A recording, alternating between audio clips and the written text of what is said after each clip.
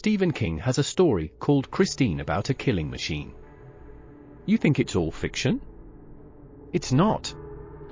I knew one of those, too. It was about 30 years ago. Once brought to us in the auto shop Volga GAZ21. The owner asked us to repair it a little and help him sell it. There were few car dealerships at that time, mostly everyone took it by hand.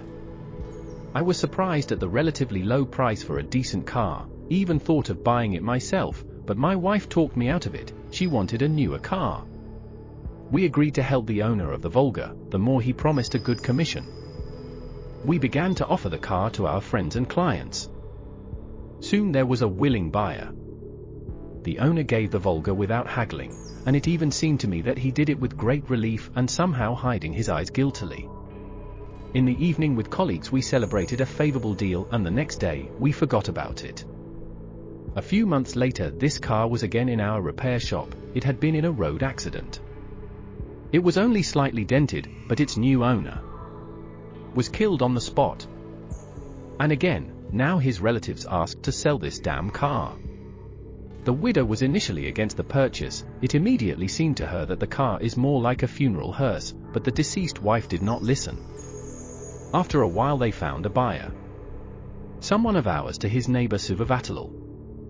When the Volga soon came back to us, we experienced a mystical horror. It was only slightly damaged, and the owner died again.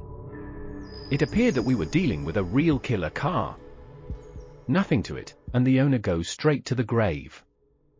I remembered the guilty look on the first owner's face. Apparently, from somewhere he was aware of the deadly hypostasis of the Black Volga. This time our workers refused to help sell the car. No one wanted to take the sin on their souls.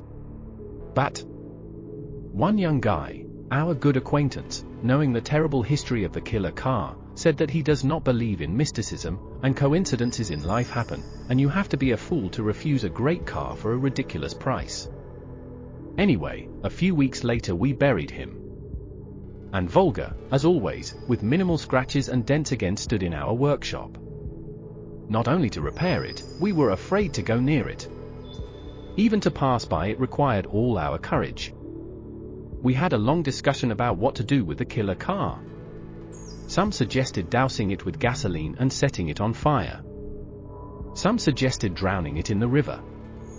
But the young widow has 2 children, and the 90s are not the time to throw away such valuable property. We decided to consult with a guy who is fond of esotericism. He offered to dismantle the Volga into parts and sell it. He said that the parts individually do not pose a threat, but still recommended to sprinkle holy water on them. We dismantled the car down to the screws, sold the parts. And, fortunately, nothing bad happened to anyone. I know this for a fact, because among the buyers were my acquaintances. What kind of car it was and why it killed its owners remained a mystery, but none of us, of course, believed in coincidences.